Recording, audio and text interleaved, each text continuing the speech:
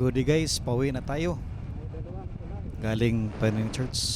Tingnan nyo naman itong dalang tulay at may landslide pa sa kaliwa.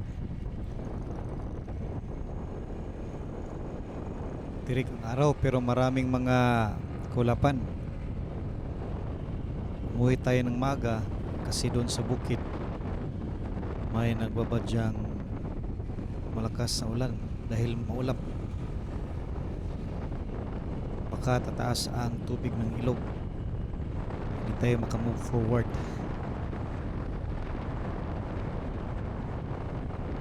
Mas stuck up tayo doon. Maraming mga landslide na kalsada dito. Kaya niyan, dito rin talaga bar down talagang lupa. Tingnan nyo naman, oh. Pang-pang na yan.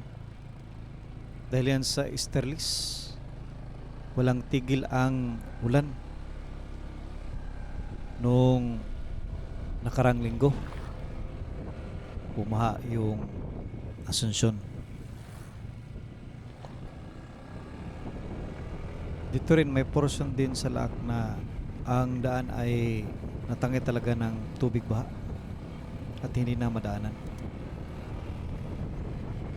Nandito na pala tayo ngayon sa Milali na maraming kalapati. Ito ang kanilang sentro dito. Kita natin ang kanilang barangay hall.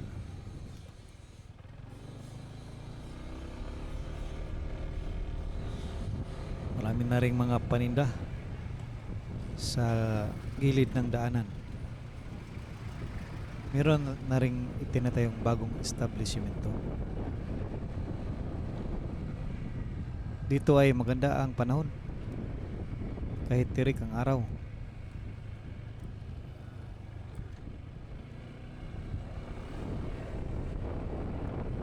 Ang kagandahan kapag mabiyahe tayo dito, wala ganong mga sasakyan nating makita.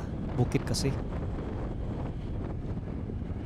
Kadalasan ginagawa ng mga tao dito ay nagfa-farming sa kanilang malapad na lupain.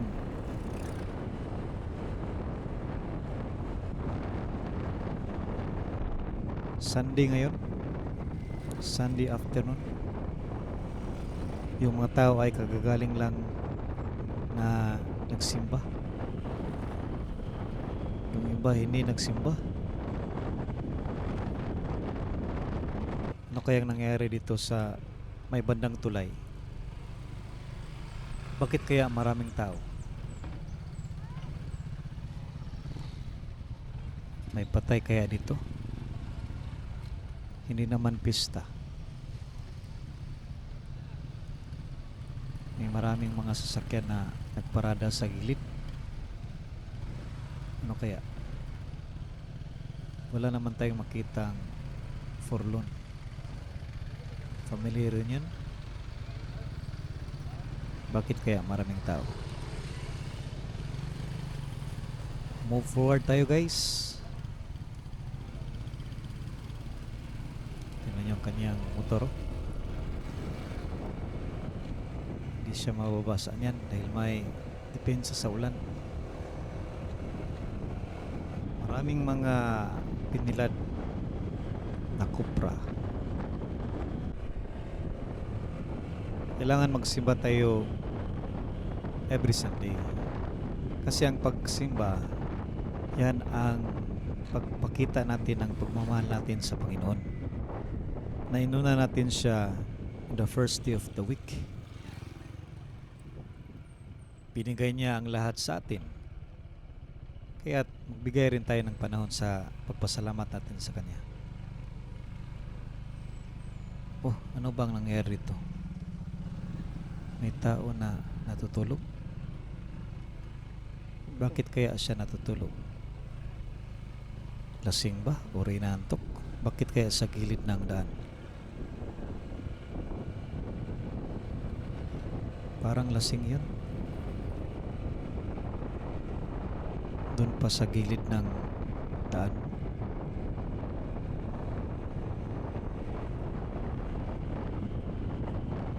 back to the topic tayo. Bakit kailangan tayong magsimba? Dahil ang pagsimba, yan ang ating dito rin, no? Ang daan ay napatag na. May landslide dyan. Buti at ginawa na ng gobyerno. Nilagyan nila ng lupa. Kapag dumadaan ako dyan, nagpipipip talaga ako. Kasi kadalasan may kasalubong ka. Lalo na mga four wheels. At kurbada na hindi mo makita yung nasa unahan mo.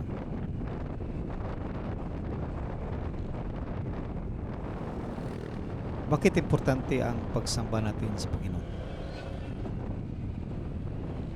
Ang pagsamba kasi, yan ang ating act of love. Giving time to our Lord. Siya ang gumawa sa mga kalangitan at sanlibutan. Na dito tayo na naninirahan. That is our return of our response of thanksgiving natin sa Kanya.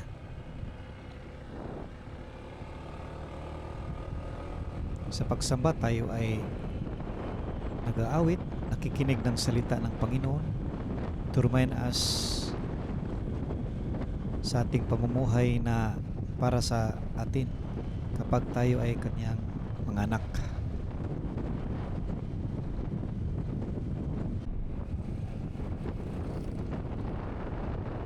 Nandito na tayo sa laak proper.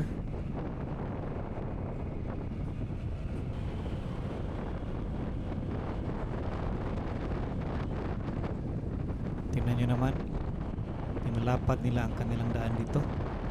Maganda yan kasi kalaunan marami namang tao dadaan dito. Dito rin dumadaan yung taga Agustin del Sur. Sa pagsamba natin, dapat ang ating focus ay ang Panginoon. Hindi tayo magsamba na ang ating iniisip, ang ating negosyo, yung ating trabaho. Dapat ang focus natin ay sa pagpasalamat natin sa Kanya. Lahat na naangkin natin dito sa mundo, hindi yan sa atin. Sa Kanya yan. Pinahiram lang niya yan sa atin. Ang ating panahon, ang ating lakas, ating pera, ating kalaman, ating abilities. Ating panahon ay mawawala yan sa atin.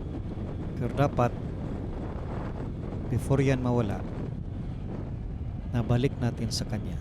At lalo na, nag-labor tayo of love gamit ang mga resources na pinagkaloob niya sa atin. Because in this life, we're just passing through. Hindi tayo forever na mamumuhay dito sa daigdig. Because life here in earth is just preparation for our eternity. Salamat sa pakikinig. Thank you for watching and see you in the next video. God bless.